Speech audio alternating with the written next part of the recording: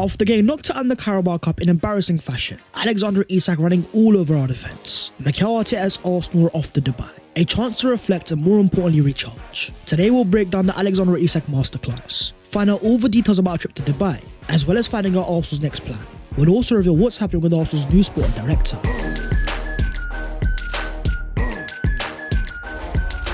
Yo, what is going on guys? My name is Bass14, welcome back to your boys channel. After a painful defeat to Newcastle, a mediocre end to the window, let's just say we've got a lot to talk about. So as per, smash a like if you enjoy and subscribe to the channel if you are new.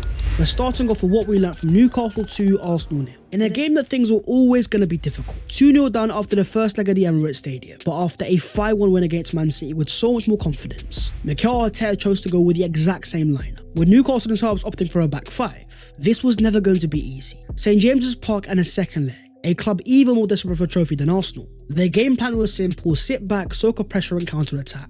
And when you've got a world-class forward like Alexander Isak, Arsenal just could not compete. As Arsenal ended the game with an XG of 1.03, Newcastle 1.81, losing 4-0 aggregate, the stats tell you the entire story. Over the two legs where Arsenal had nearly 70% possession, 34 shots on goal, but only 6 on target. 9 big chances to Newcastle's 4, an XG of nearly 5 to Newcastle's 3. Yet they scored 4 and we scored 0. The main difference being attacking quality. Without our best attacker in Bukayo Saka, the likes of Havertz, Trossard and Martinelli have stepped up, but in the real pressure moments they weren't able to deliver. While in the first leg we could have easily scored 3 or 4. In this game our attack was far more timid. The complete opposite of Newcastle, who are electric with Alexander Isak, causing Williams to leave more issues than I've ever seen before, forcing him to drop a 6.1 rating, with 0 out of 2 ground balls won and 1 error led to a shot. If there was any doubt before this game that Alexander Isak was world class, this game showed Arsenal fans exactly what he's about, bullying Saliba into mistakes physically and technically, with a world class touch for the Newcastle opener. As Mikel Arteta said after the game when he said, "I'm not here to evaluate the opposition players, but it's clear that he had 2 actions to finish and you know what happened." A player that will reportedly cost over £130 million in the peak of his powers at 25 years of age, with a whopping 24 goals and assists in 27 games this season, 17 in 22 in the Premier League. He is the exact epitome of what Arsenal don't have. A game breaker in the final third, able to produce his own moments, not relying on his system to produce chances, but more on his individual quality. Compare that to the Arsenal striker on the day, Kai Havertz, dropping a 6.2 rating, not able to produce a single shot on target all game, 0 crosses and 0 dribbles, as well as 0 aerial duels won. We talk about his work rate and his numbers being decent, but in this game he was bang average, with poor touches left, right and centre, getting bullied by the Newcastle defence. A complete contrast in what Newcastle had with Isak. But in terms of the forward line, you also had Gabriel Martinelli starting the game and dropping a 6.6 rating. 1 dribble, 2 key passes, but taken off in the 37th minute via injury. Not only was he struggling, but this game also highlighted a key flaw in how Arsenal are using the player, as a touchline wide forward on the right hand side trying to take on his fullback. For a player that, as shown by their stats, thrives the most inside the box, leading the league in terms of expected threat centrally and in the left half space. A player that comes alive inside the box has been forced to play out wide. He is not Bukayo Saka in terms of his 1v1 ability. He may have pace, but ask yourself the question, are we maximising it in behind? Martinelli is an inside forward being platformed incorrectly, and after being taken off with a hamstring injury, Mikel Arteta confirmed after the game that he felt something. I think it was his hamstring and he was uncomfortable to continue, so we will have to have an MRI scan tomorrow to see the extent of the injury. Having seen with Bukayo Saka, hamstring injuries can be devastating, but having walked out without any support, back on the bench during the game itself, not seen in crutches after the game, this most likely will be a grade 1 injury, seeing him out for a max of 2 weeks, with reports confirming after the game that he's also going to be part of our trip to Dubai. The injury is not serious, but in terms of our current forwards available, we've only got 4, Havertz, Trossard and Sterling, and a 17 on Ethan Nwaneri, who after coming off the bench dropped a 6.5 rating, with 13 accurate passes but 0 of 9 crosses completed. He was the only Arsenal forward actually tried, taking on his man consistently and trying to cause issues. Even in terms of the crosses, they weren't world class, but time and time again there were some decent deliveries that weren't bad crosses, but they were not met by the forward inside the box. What Arsenal have right now is a bit of a forward crisis. Their best attacker unavailable till March, a potential injury for Gabriel Martinelli, with our only other forward looking half threatening a 17-year-old. You have to ask questions of the Arsenal board itself. How are we allowed to be in this position, especially after the 2 key injuries to Gabriel Jesus and Bukayo Saka? I understand the policies about waiting for the right player to become available, but when you look at rivals at Man City, in the window where they're currently in 4th, they were able to spend €200 million.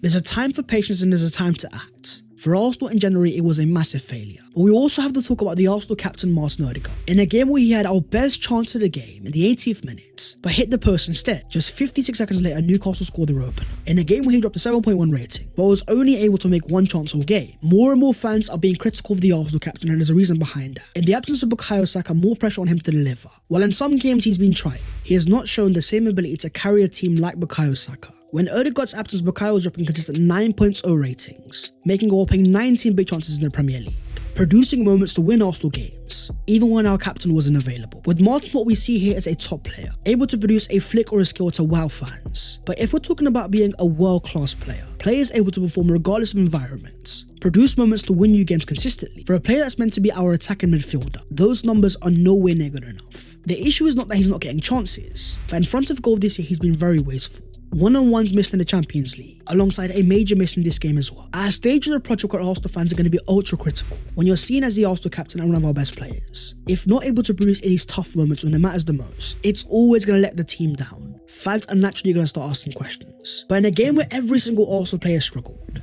you also had the Arsenal goalkeeper David Raya drop a 5.9 rating, with one major error led to a goal. This was by far our worst performance of the season. Players not winning their duels and really fighting for the team. Defensive mistakes that we've not seen all season, with also the only team in the league that had yet to make a single error led to a goal. Not only was our defence struggling, but even going forwards we were far from threatening, constantly passing around the Newcastle box, without the directness to hurt their team in behind. The tie may have been over after the first leg, but this performance was unexcusable. But I also have to make another observation. In a game when Newcastle made it to the Carabao Cup final, when their fans were naturally going to be excited, seeing tweets after the game for the Newcastle accounts, posting a ball trying to mock Mikel Arteta's quotes, with Kieran Trippier going off to Gabriel during the game and screaming at his face, Anthony Gordon saying after the game stay humble. You know what, fair enough, because that is all a part of the football rivalry. Teams going back and forwards on and off the field. But it does show to me a difference in reactions. When Miles Skelly did the Erling Haaland celebration, you had so many people critical of Arsenal, with even reports after the game of the Premier League looking to punish players who do celebrations to mock or criticise. Why is it that we can't get the same energy as other teams? If we dare do something controversial, we're the first ones to get called out for it. But the moment another team does it to Arsenal, the entire league sees it as banter. I have to ask the question, are Arsenal currently the most hated team in the Premier League? But in terms of the pressure itself, it's no denying that it's definitely building. Currently 6 points behind Liverpool in the Premier League. Having qualified for the Champions League round of 16, we are now knocked out the FA Cup and Carabao Cup, with major doubts over any chances of winning silverware.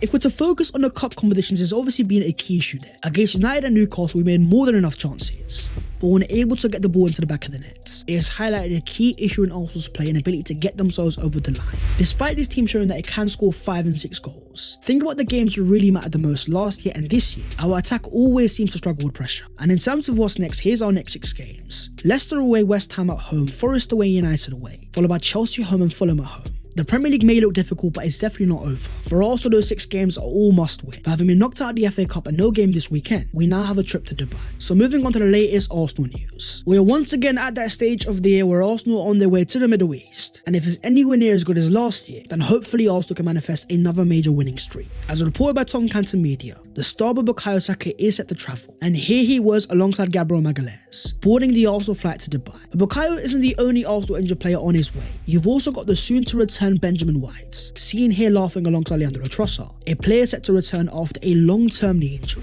As Mikel Arteta confirmed before the Newcastle game, Ben is still out, but hopefully after the break he will be available. But in an Arsenal squad full of so many experienced players going, Hale End is also going to have its say. As confirmed by the Gunner blog, 15-year-old Max Dowman and 16-year-old Jack Porter are also a part of the squad that will travel to Dubai for the warm weather training camp, with the first team squad set to be joined by several academy players to round up the group. A guy that's meant to be in school is training with the Arsenal first team in Dubai. That is simply crazy. And according to the Gunner blog, Arsenal consulted all the relevant parties before deciding to take Max Dowman, with a key focus placed on ensuring his education program is respected, and a specific time will be set aside in the Dubai trip to continue his school curriculum. Arsenal also taking a staff member for academy player care, as well as the under-21 manager Mehmet Ali, to ease the youngsters transition into the first team group, many of which have already trained with the senior first team. In a club right now that's full of so much pressure, Hale End is definitely a shining light, with 17-year-old Ethan Wanyeri and 18-year-old Miles Skelly already a major part of the first team. In terms of Max Dowman, we are seeing a player be a platform more than any Arsenal youngster we've ever seen before. But in terms of our other star boy Miles Skelly, after a very strong start to 2025, as confirmed by Sami Mokbel, he is soon to be called up by Thomas Tuchel's England squad, with even more reports confirming that he was distraught after being sent off against Wolves. But after Ethan Wanyama was also subbed off for half-time, he spent the second half with a hell-end teammate inside the dressing room and celebrated Ricardo Calafio's winner together. It is a bit of a throwback to Emil Smith-Rowe and Bukayo Saka, a year that Arsenal fans had so much misery,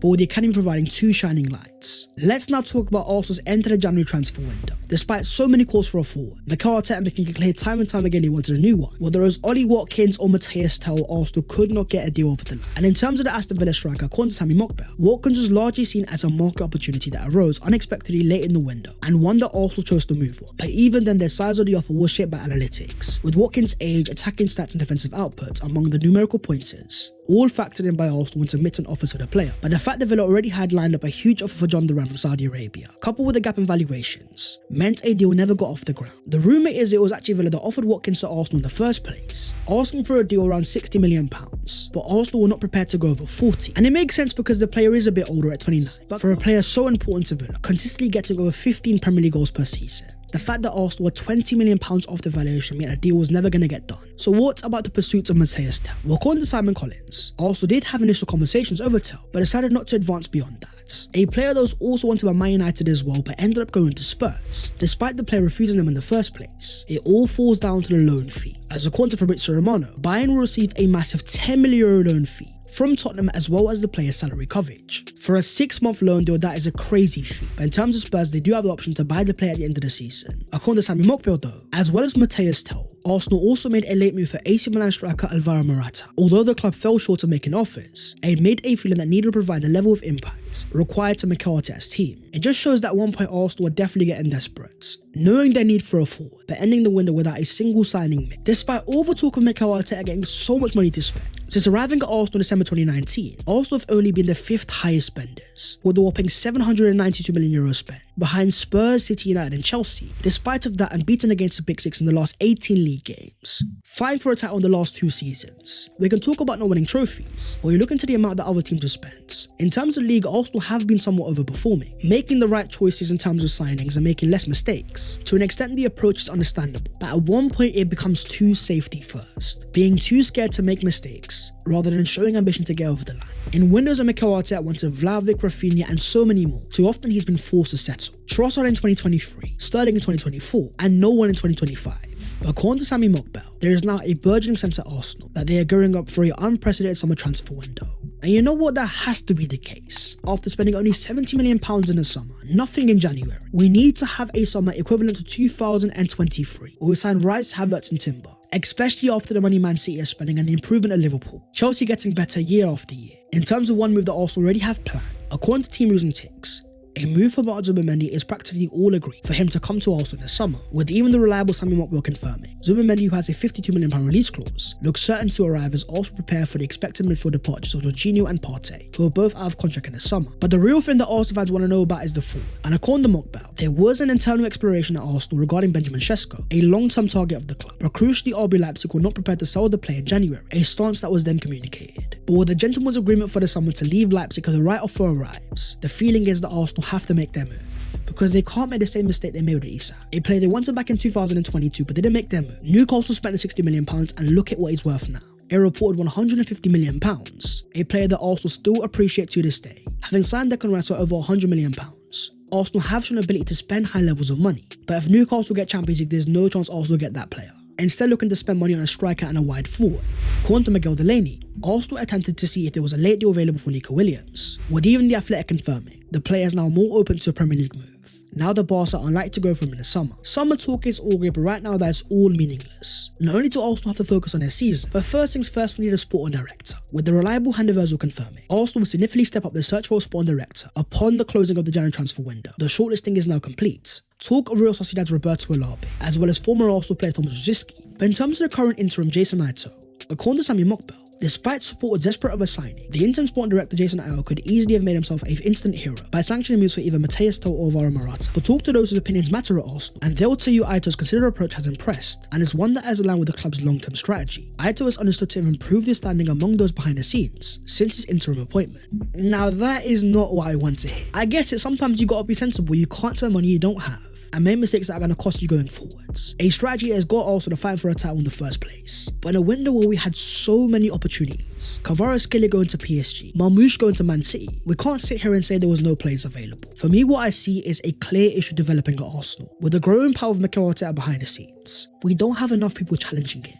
A major part of any team that becomes successful. We might have a genius manager who's great at tactics, but who is our genius behind the scenes? A guy to make tough decisions that ultimately can build you a winning environment. Find opportunities and players on the market that improve our team straight away. This is why we have to appoint a top level sporting director. But that is the video there and there, so hopefully you guys have enjoyed. If you have, don't forget to smash a like and also subscribe to the channel if you are new. If you want to follow your boy on all of his social media, then the links are down below in the description. But that was all of what we learned from Newcastle to Arsenal, as well as all of the latest Arsenal news. A trip to Dubai is now confirmed. It's time for the players to go there, recharge and go again. The season is not over yet and we need to win something. So until then, I'll see you next time. Take care.